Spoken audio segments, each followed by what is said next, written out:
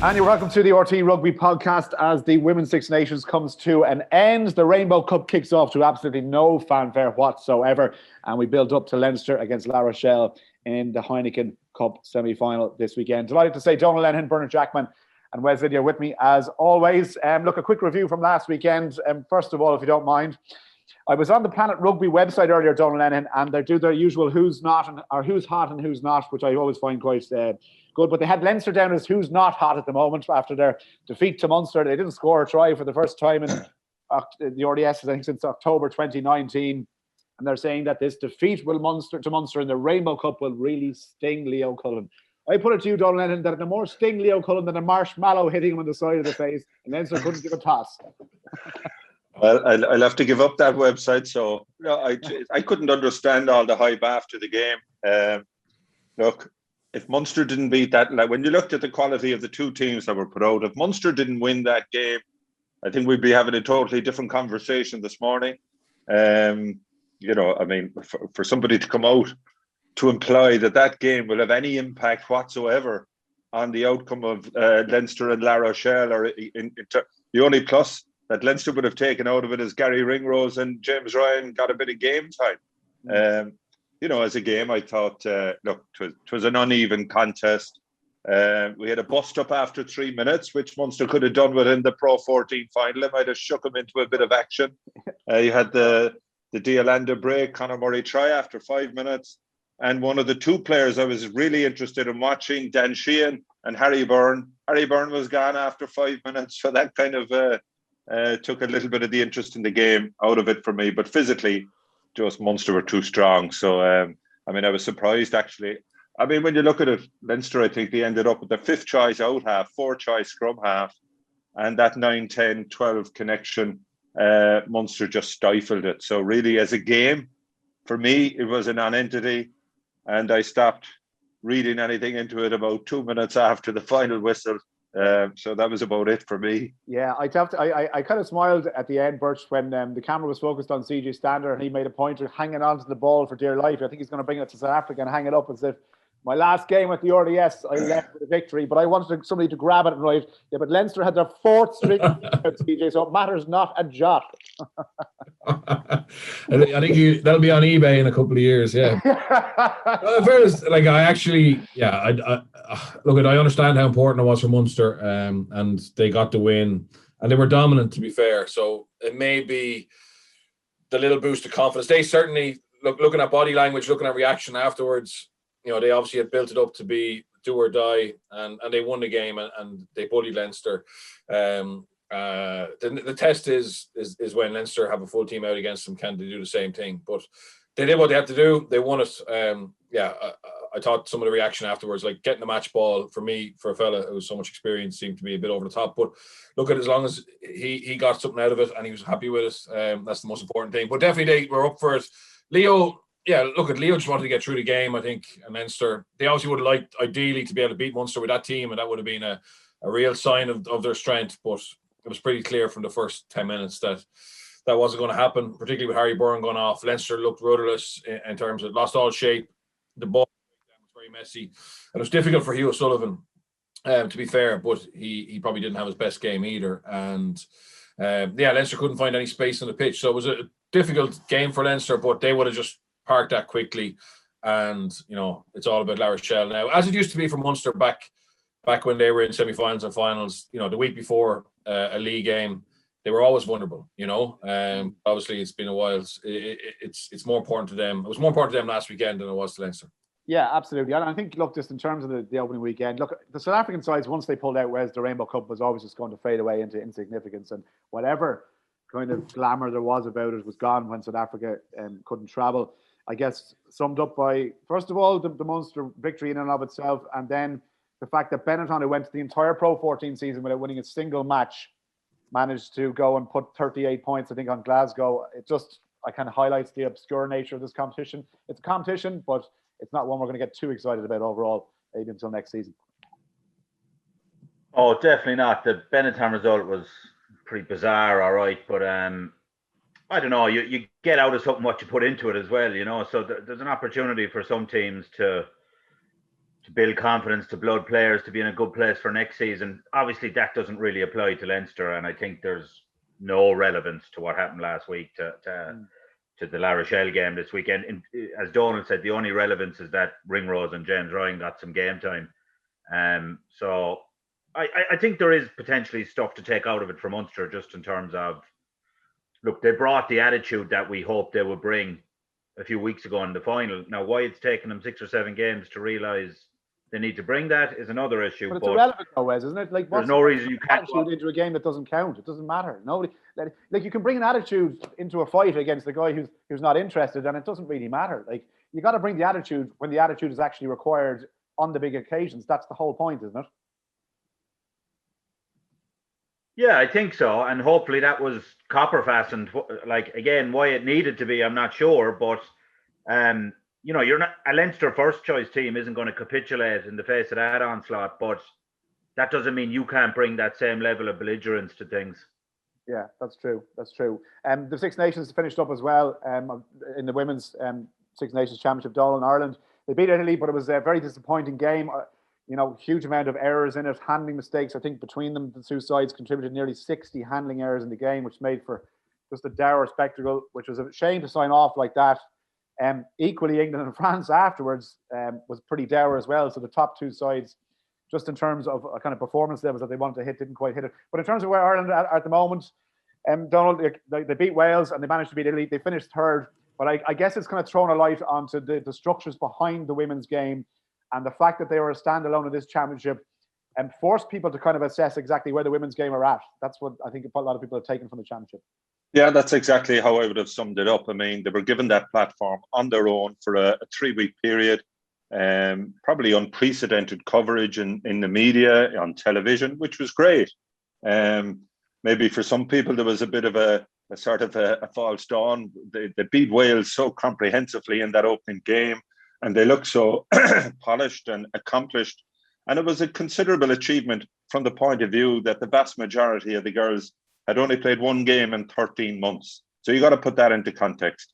I think maybe people got a little bit carried away after that, given that, you know, anybody who has been following the women's Six Nations would know that the French game was going to be an entirely different affair. Disappointment after that, in that really the women's side were swamped by a really good French side. You could see the differential in terms of skill levels and just game management and all those type of things. But look, overall, we said 2 weeks ago, the goal for the women in this championship was to finish third, qualify for that the new competition down the road. It's a build-up to more important things, which is the qualification now for the postponed World Cup in New Zealand. But I think it also did serve to highlight just basic things. You mentioned handling errors. Italy had 27, Ireland had 20. As a result of that, there was no continuity whatsoever in the game. It was incredibly stop-start, and it was difficult to watch from that point of view. But I think more benefit will have been derived from the fact that it's put the focus on the structure of the game and what's happening, say, at the underage levels, and how we can engage more women in the sport, how you can start them in minis, build up through the provincial leagues, maybe also an Ireland under-20 side. There's an attempt to put those together. And not least, I think it put a bit of focus on the RFU. Maybe we played a little bit of a role in that in our own podcast here last week by highlighting that issue, you know, in the Adam Griggs interview about who's in charge of development. We saw that obviously struck a chord somewhere. There was a big reaction to that. And in many ways, what happens from here on in as a consequence of that is as important as the women finishing third in the championship for me. So, but we've been down this road before, I think.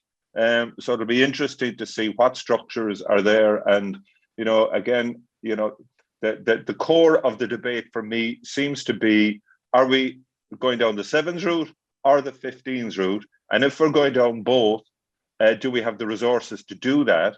And are they interchangeable? There was a benefit in this championship, and that players like Stacey Flood, for example, coming in at number 10, she hasn't played a whole lot of 15s rugby. If you're going to play in that position, you need to play there regularly. You can't be going off playing in the sevens tournament and think you're going to hone your skills as a number 10 at international level. So I think they're the issues that have been thrown up over the past number of weeks, and it'll be interesting to see how they are developed and taken on board by the RFU in particular in the coming months. Would you be confident, Bernard, that the RFU now, have an appetite to take on those issues and that they will address some of the shortfalls in the women's game over the last few years? And regardless of how they've been put into that situation, whether they've been almost embarrassed into it or whether they've just been forced into it, given the shining spotlight of the last few weeks, do you think they will kind of grasp the nettle here and do something about the women's game productively so that Ireland can compete at the top level? Yeah, I actually do. I actually think there's no choice. I just don't think there's a choice. I think this is going to be a key requirement for all governing bodies to have proper systems in place and structures in place for both genders. And I heard that they have put pressure on since last week to run off an under-20s Interpro series, which would be a step forward. I mean, that's what we were giving out about. And we were highlighting the error or the lack of progression in terms of the development pathways. And there was, in terms of any involvement I've had in pods or media, there was no criticism of the coaching staff or the current squad at all. No. But so interestingly, Adam Griggs, that if you saw at the weekend, came out and tweeted, always listen to the experts. They'll tell you what you're doing wrong, what can't be done and why, then go and do it. Great squad effort throughout the Six Nations, #private success. I mean, private success, hashtag made it for me. Better for me. And it's not private if you're going on social media. Yeah. And massive. And Adam was the one who didn't know wasn't able to explain the press conference the pathway. So that's what highlighted it all. So it wasn't anything against him or the current squad. I think the issue that we were trying to highlight was that the domestic game hasn't really progressed in terms of creating more depth. So that's it, and it's for the best. It's for the best. In fact, I go one step further, Bert, and say that actually every comment that I heard was, first and foremost, remarked on the levels of fitness that have improved in the squad, individually and collectively as a unit, that the skill sets that have been developed in terms of line-out structures and scrums over the last 18 months have significantly improved. So I would argue actually that the coaching staff and the players were on the benefit of an awful lot of goodwill and recognition for the work that they put in. But it was the outside structures that were finger pointed. Exactly, and just want to clarify that's what we weren't, or I certainly wasn't, and I said the pod last week wasn't about this squad. It's about actually how can we make sure that the next generation have a better chance in terms of having better preparation, better depth, better competition structure. So as I said, I believe there's another 20s women's Interpro series being organised for ASAP, which is exactly the type of thing that we said was lacking. So yeah, I do think that there will be changes, and unfortunately, there had to be some negativity or some criticism or some questioning, but it doesn't matter. It's about actually making sure that those things that are necessary are implemented. Yeah, absolutely. Okay. I think, but just taking up on that point, I mean, if you're putting yourself out there, you're in an international squad, you're putting yourself up, you've got to be open to constructive analysis and criticism. And as a consequence of that, I honestly believe the fact that they got that additional platform will be to the benefit of the game, in that the media and pundits on television and all that type of thing have highlighted the issues that need to be addressed for the game to get on to the next level and for them to close the gap between the likes of France and England. So you can't have it both ways, And as a consequence of that, I think this 3 weeks will have served the women's game far better than had the tournament been run parallel with the standard Six Nations, because it's highlighted all those issues. And if already it means that there's going to be an under-20 interprovincial series, then it's probably the most positive thing that's come out of it. Absolutely, 100%. And point well made. And again, look, qualification for the World Cup will be the next, I guess, automatic barrier that the women's squad will face, and it'll be massive for them to get there. But it's something that we're going to come back to and talk about again in terms of the women's game itself. Whereas this weekend, Leo Cullen against Ronan O'Gara, Leinster against La Rochelle. It's a Heineken Cup semi-final. There's an awful lot of question marks around this game. I certainly don't think Leinster are going to have it easy, but it's a fascinating one. Are you looking forward to it? Yeah, definitely, very much so. Yeah, I suppose, you sound very excited. I'm trying to sound excited. I'm still stewing on that hashtag comment, to be honest with you. Are you doing an imitation of O'Gara's excitement levels there, or is it levels? The private pauses, yeah. Remember when Rog used to come on Game On and I asked him a question and he'd go, you not see KBA written on the wall behind me here, no? No, look, I would have a slight worry. Would Leinster be possibly a little lightly raced in the last few weeks of, the Toulon game going by the wayside, resting players last week? Like, they're probably the one team that has the experience to not let that become an issue. But I mean, that would be the slight concern, and obviously no crowds there is going to neutralise the home advantage a bit. But I do think La Rochelle are a dangerous opponent now, kind of nothing to lose, the style they play. But like, all things being equal, I think Leinster are, undoubtedly a little further along the road than them. Yeah, let's go. We'll come back to the match in a minute, Donal. But just Ronan O'Gara, it's fascinating. I think the interview after the previous round in the last 16 when he went on BT, and I think it had something like, 10,000 likes or retweets, when he was very matter of fact after the game and how he approaches coaching, the styles that he implements, and he got an awful lot of positive reaction. But you know him quite well. And he has, in one sense, Donal has this unbelievable ability to be very laid back and relaxed in his demeanour. But clearly, on another level, both as a player and now as a coach, he must be seriously on top of his brief and very much involved in everything that goes on around him, both at La Rochelle, previously at Racing when he played at Munster. And it's a fascinating combination as a person, isn't it? Yeah, it is. And, he does come across as this cool, calm, collected fella on these interviews. And he is, like we know, both as an individual and within the team context, he is a fiery individual. He's incredibly passionate. He demands massive standards. But look, I think the Crusaders has made him. That experience, he was brought up in a certain way. He was introduced to other elements of the thing going into Racing 92. And I think even when he went in, there were certain elements around physical conditioning and nutrition and all that, where Munster and Ireland would have been ahead of where Racing were when he came out of the game. Now they have evolved in the 4 or 5 years since then. So therefore he wasn't overly surprised. Like, he'll always tell you from a coaching perspective, really, there was times I went in there and I was shitting myself because you just don't know, am I ready for this? So he went through all that phase. The Crusaders, I think, has made him. And again, I remember speaking to him at the time, and he, it was a daunting task to put yourself in there into a group that have the most incredibly high standards.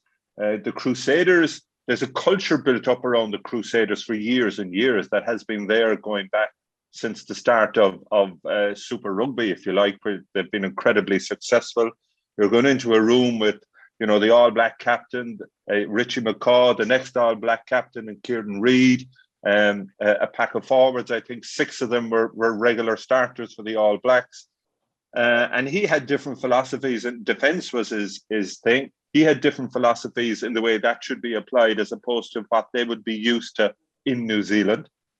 But he went through a difficult couple of months early on. I remember I met Scott Robinson in Japan during the World Cup, and we had a fascinating half hour together discussing Rog. But he's always open to learn. He's open-minded, whereas as a player, he might have been tunnel vision and that was it. The Crusaders experience, I think, has made him. Now the fact that he's had another year and a half in La Rochelle with John O'Gibbs going, it'll be interesting to see. I would have said he's coach pure and simple. Keep him away from the admin stuff. Keep him away from contracts and all that. So John O'Gibbs is now going to Claremont. So he's taking another step up the rack. But in everything he has done so far, he has proved himself. I think silently, he'll be really looking forward to this game this weekend. Nothing to do with Munster and his career with Munster, but by virtue of the fact that Leinster are, well, for me, they're favourites to win the Champions Cup. The performance they put out against Exeter, having gone 14-0 down, not having had that group together because of the Six Nations for the previous 4 or 5 months. That, to me, I thought Leinster might be vulnerable going into Exeter, and yet despite losing Johnny Sexton, despite conceding 2 early tries, they showed a composure and an understanding, a togetherness that sort of rode out that storm. So I think O'Gara is really looking forward to pitting himself against the best team in Europe, albeit his side, for me, they're slightly different to the other French sides. There's a bit more balance about them. They can play the heavy game up front. They have an unbelievably massive front five. That back row of Victor Vito, Aldred and Gordon, they'll be a match for the likes of Ruddock and Jack Conan and Van der Fleer, who are outstanding as a unit at the moment. So I'm just interested to watch how O'Gara approaches this. I think La Rochelle will be a little bit more structured. Now, there is a doubt about a COS at number 10 for them. That may affect the way that he wants to play. So from a tactical perspective, I'm really interested to see how he puts his side together going into this game. And just from, Bert, when you kind of paved the way in terms of like your march to Grenoble and stuff, and an awful lot of Irish coaches, well, some Irish coaches followed you over, but you kind of went over there and did your thing. Obviously, Mike Prendergast came over with you to Grenoble. Then you had the likes of Ronan O'Gara going to Racing, and things happened there. And I remember even just talking to you when you were there, and you go to Paris for matches, and you would meet up with Ronan and maybe stay 1 or 2 nights there as part of weekends away with match trips and stuff. How much do you see in him that has changed, I guess, since that guy you went over, maybe a little bit kind of wide-eyed about things and whatever. I'm obviously very determined to make it as a coach versus what you see now at La Rochelle, and equally as well with John O'Gibbs leaving and Claremont and the role he's going to fulfill there, and Ronan O'Gara stepping up to the next level to be this director of rugby and all things at La Rochelle. Do you think that will suit him? Yeah, I think he's just taking the right step at the right time. So I think probably the first year he went, when he was kind of supposed to be kicking coach, I don't think that position really inspired him, or he wasn't really passionate about it. He tried to get out of that pretty quickly and then became a defence coach, and then he looked to upskill on that. And obviously going to, I would agree with Donal, like he won a top 14 with Racing, so that was a huge part of being in Racing when they were probably underachievers, had a poor culture. And suddenly, aligned with Dan Carter coming in, they won a top 14, got beaten in the European final when they had very, very unlucky in terms of injuries to 10 against Leinster, actually. So he was part of that in Racing, the whole change of culture, becoming a more consistent team, a tighter team, which is credit to him. Then he went to the Crusaders, where there's already a very strong culture team, but yet by all accounts he added to that in his own way with a unique insight. Players really enjoyed how he saw the game, so that's exactly what a coach should be doing. And then I think there's no doubt that Racing wanted him back, and rather than actually go to the easy option, which is go back to Racing where he's known, where the budget is massive, he chose to go down to La Rochelle, which is a really good project, but this La Rochelle team, I would say, it's testament to John O'Gibbs and Ronan O'Gara. They've taken it from being a 7 to 8 team in the top 14 to being a top of the table and semi-finalists in Europe. So that's, whereas if you had to come back to Racing, it wouldn't have been his. It's very difficult to say I drove that. You know what I mean? So yeah, done that. Now Jono's going back to Claremont, and he has a chance to set up his staff as he sees fit. And given how reflective he is, you would say he knows exactly where his strengths are, where his weaknesses are, and he'll put together a staff structure to accentuate those strengths, which are at the moment seems to be very much on the field, motivating players, giving them the environment and framework to play. So it's fascinating. He always was passionate about the game. He probably just didn't know he was wanted to coach, but I think he's grown a love of that now, and he's just built up a brilliant bit of experience. Signed on for 3 more years. There's a lot of people obviously over the last Six Nations were saying, when's he coming home? When's he come home? So he said, right, I'm happy here in La Rochelle. There's progression here. And, if he could win a top 14 or a trophy with La Rochelle, that'd be phenomenal. It's like Pat Lam won a trophy with Connacht. They have great players and a good budget and all that stuff, but it's still, compared to the likes of Claremont, Montpellier, the two Paris clubs, Toulouse, Toulon, they're not as well funded as them. So it would be a a massive step or a massive marker on his CV. And he just seems to have really found his way of doing things and an environment where he has more power. Listening to Bert there, on that point, just before you leave it, the one thing that people seem to be obsessed about is this thing about O'Gara coming back to Munster. And I can tell you right from the outset, O'Gara never, he didn't have any inkling, like Munster wasn't on his radar whatsoever. Like, I'm sure there's a part of him down the road, would like to end up there. But it's not on his radar to any degree. And I suppose, look, at the easy narrative is to say this dream team, Paul O'Connell, Ron O'Gara together in Munster. It might happen someday, but it's just not anything that he was interested in rushing into. I know for a fact his family love La Rochelle. You're talking about Paris or La Rochelle. What a beautiful city. I mean, what a disaster we can't be there this weekend. Wow. He's living across the bridge in Ile-de-Ron in that beautiful area. I mean, who'd blame him? I mean, for wanting to stay there for another 3 years. Absolutely. And look, I just listened to Bert there and talk about, I guess, the personnel that he's put in place at La Rochelle and the role that Ronan O'Gara has kind of taken on himself. Declan Kidney kind of springs to mind for me. I mean, this man manager, that kind of a role, if you like. Do you feel that maybe O'Gara is kind of modelling himself on the kind of a coach, if you like, that Declan Kidney was? Is that a bit of a leap?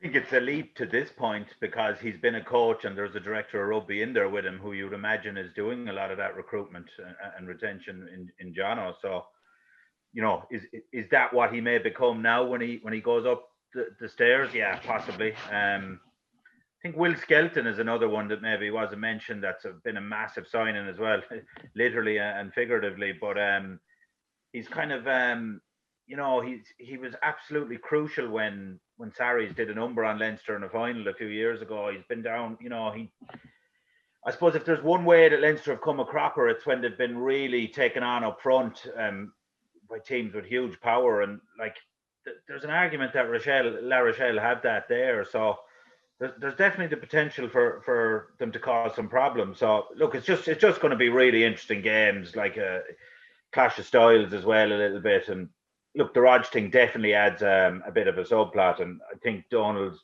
bang on in that. It's nothing to do with his history with Leinster as a player. It's to do with the fact that he has an opportunity as a coach to go out and put a plan in place that takes down the top team in Europe. So why wouldn't you be enthused by that? His plan, Wes, is going to now naturally revolve around Ross Byrne because Johnny Sexton is out, right? It's a massive game for Ross Byrne.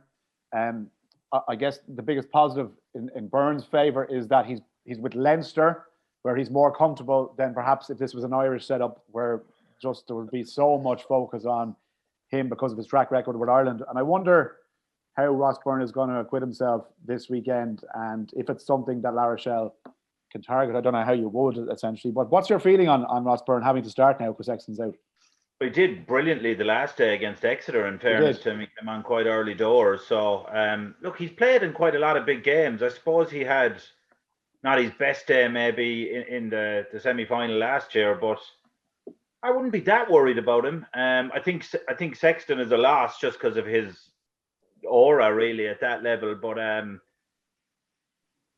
suppose I'd be as concerned about away from this individual game. It's probably a little worrying that Johnny's missing such a protracted period of time now with another head injury, But for this weekend, I think Byrne is an adequate replacement. I think very few would replace Sexton like for like. But I think, look, he's been there long enough. He's played in big games. I'm sure he'll want to make amends for the last semi-final he played in. I'd be fairly confident in him.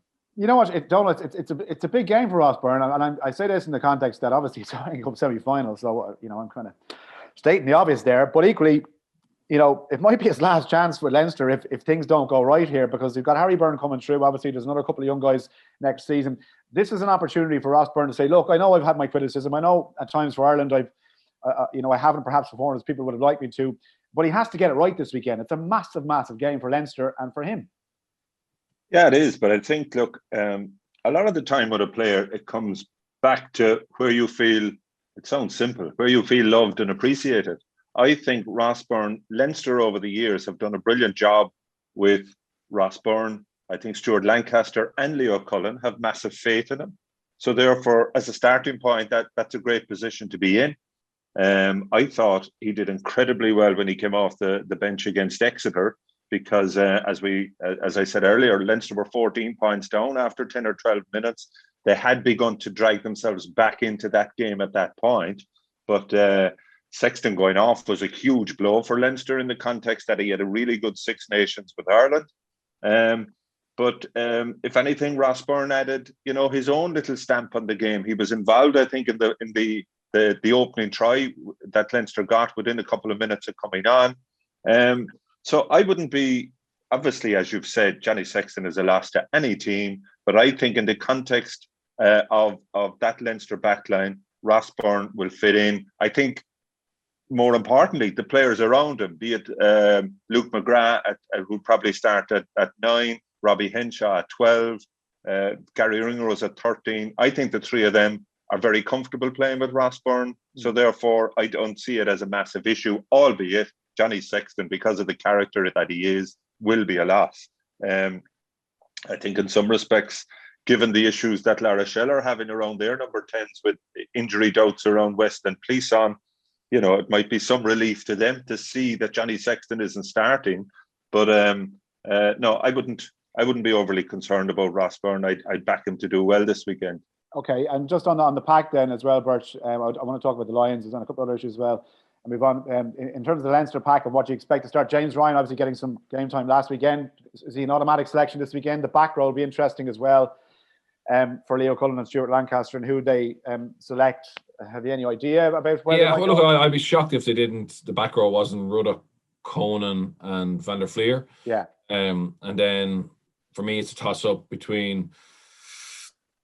It's tough. Like, you may be tempted to go for Devon and James Ryan, but I'd probably go for... I might even go for Fardy beside James Ryan. I think this is a game for hard experience, for not taking a backward step. 100% agree, Wes. I think, when Jono and ROG look at Leinster, if they can put a squeeze on them up front, and they have a huge front five, very, very powerful pack in general. And even though they do play a high tempo offloading game a lot in the top 14, I've been able to see them vary that and just rely on playing a lot through the forward. So from a Leinster point of view, do you keep Brian Baird on the bench to bring on for impact and start with a kind of a warrior like Fardy, or do you just get him on from the start? I don't know. Look at the front row. Healy, Kelleher, Furlong will come in.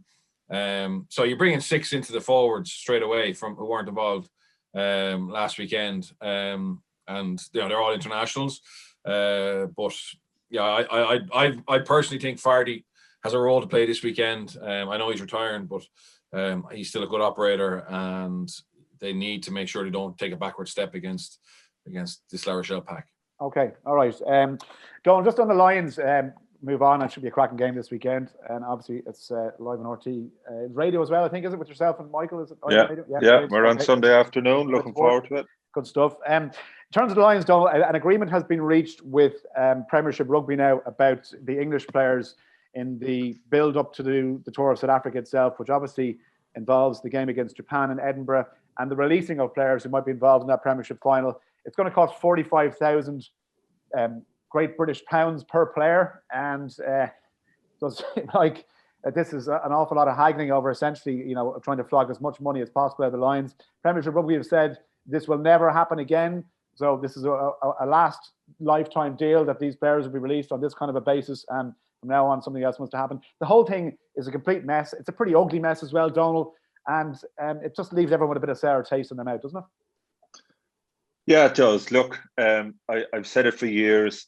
The 4 home unions run the Lions, and yet every 4 years we send them off with one hand tied behind their backs, playing against, in many cases, the world champions who've been together for 2 or 3 years, and you flog them all into a bowl, and hopefully you get something out of it by the time the first test arrives. Funny enough, I did an article on on it in the Examiner this morning, but I went up to the attic and there's my manager's report from 2001. Wow. And I looked at the recommendations because Warren Gatland has been given out about this for 8 or 10 years. I went into the section recommendations, and things I spoke about 20 years ago now are still an issue in terms of player release, in terms of adequate preparation time.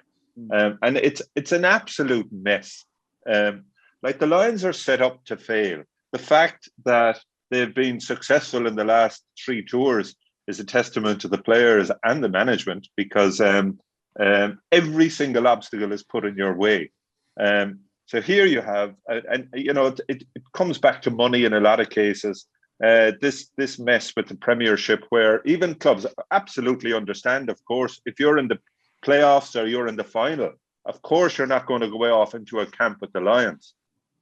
But all the other players from other clubs whose season in effect is over, the fact you've to haggle to get those players available to come into camp is just it's incredible, really. And the fact that for the 3rd or 4th tour in a row, the Premiership final in England is on the Saturday before, and the Lions head off on the tour on the Monday morning.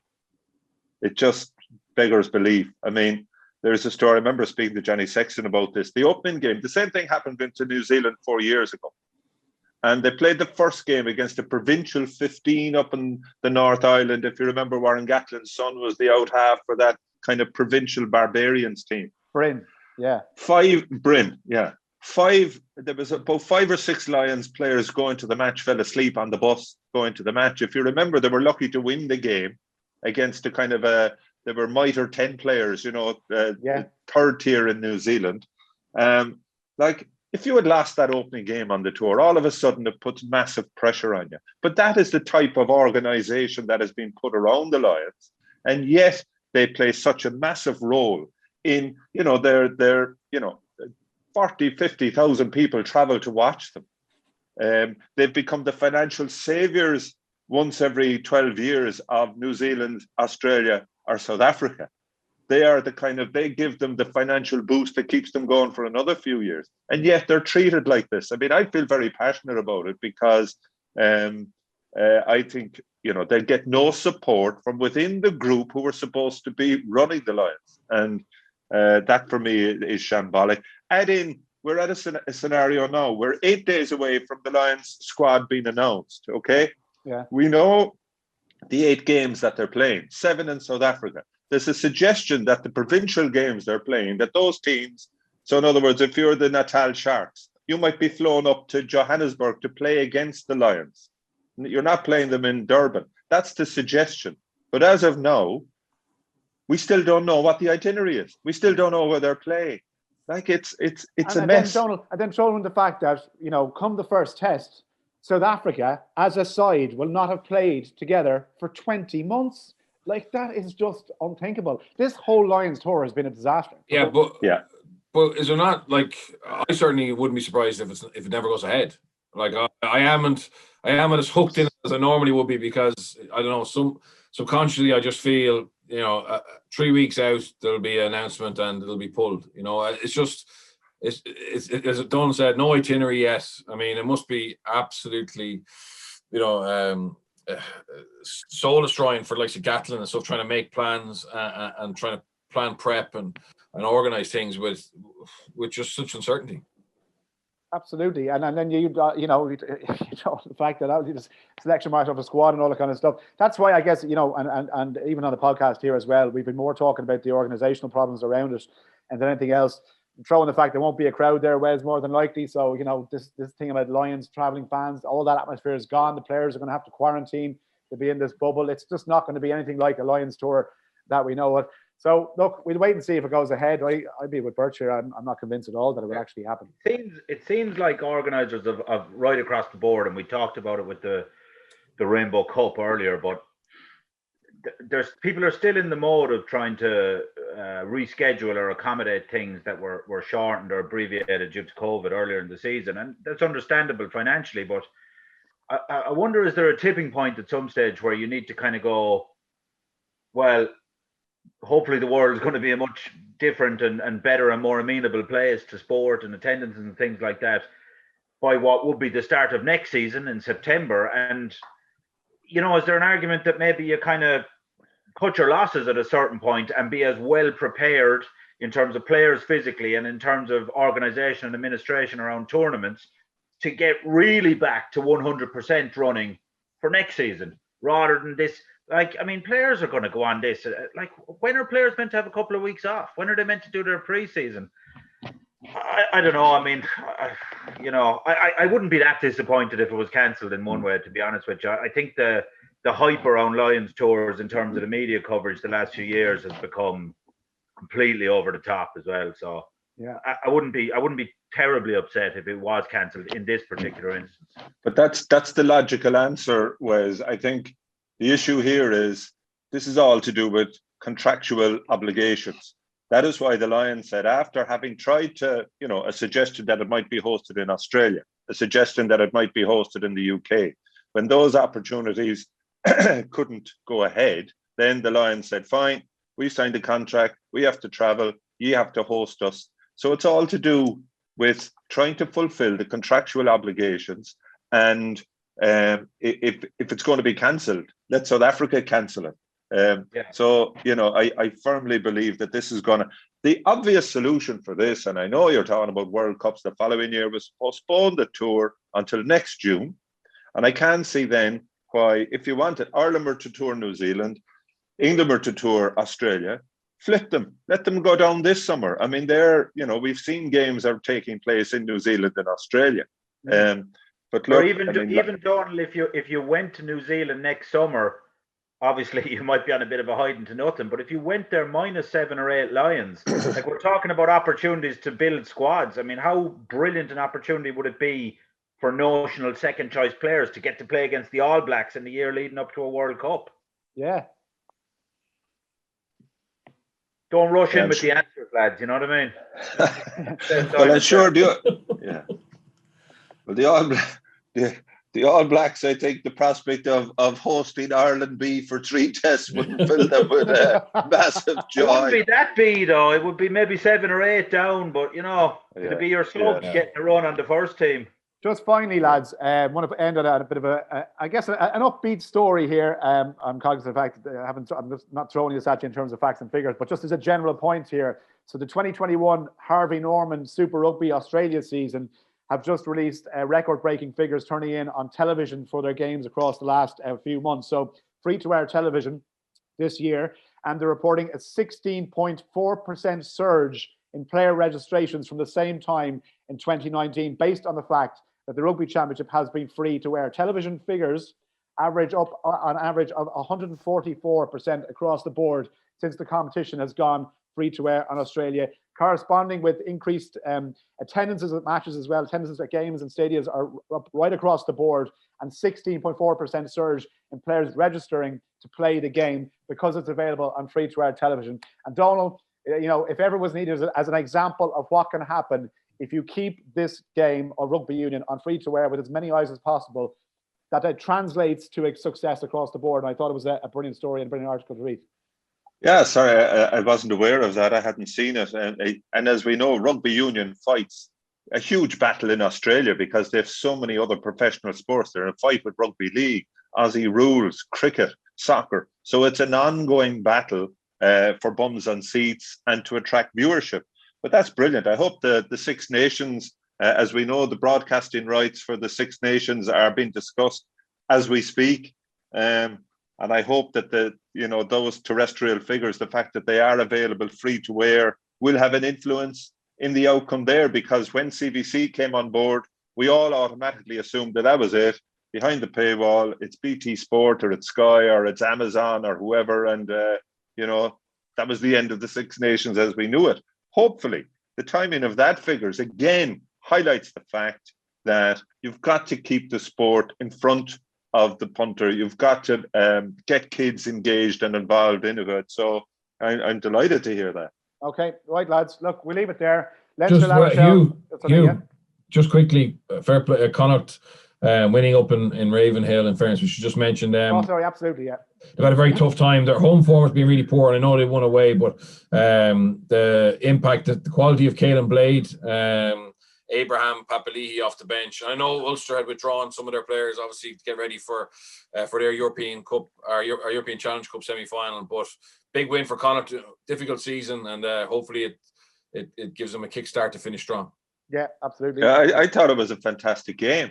Nip and talk, right there to be won in the end. And I suppose we spoke briefly about the new law changes that were being brought into the Railway Cup, as I call it, the Rainbow Cup.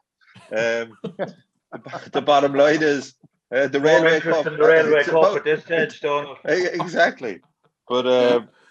Do you know what amazes me in the end? It was all the talk about, and Birch, I know you were up there and you were working at the game, but the talk about the captain's pick, and we had mentioned this last week. I mean, is the definition of a good captain now when you know how to challenge the referee. But you know what struck me, and it did work in Connacht's favour in the end.